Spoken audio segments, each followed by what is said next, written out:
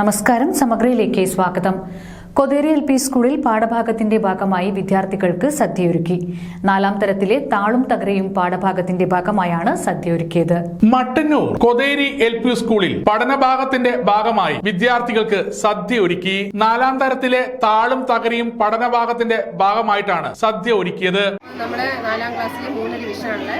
അപ്പം മൊത്തം 71 കുട്ടികളാണ് ഉള്ളത്. അപ്പോൾ അവർക്കാണ് ഇന്നൊരു നല്ല എന്താ പറയുക വിശിഷ്ടമായ നമ്മുടെ സദ്യ ഇന്ന് ഒരുക്കിയത്.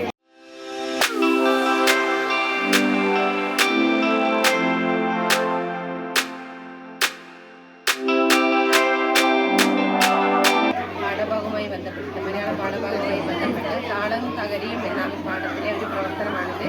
കുട്ടികളെ സദ്യയിലെ വിഭവങ്ങൾ പരിചയപ്പെടുത്തുകയും നാടൻ ഭക്ഷ്യ വിഭവങ്ങൾ പരിചയപ്പെടുത്തുക എന്നൊരു പ്രവർത്തനമാണ് ഇതുകൊണ്ട് ഉദ്ദേശിക്കുന്നത്.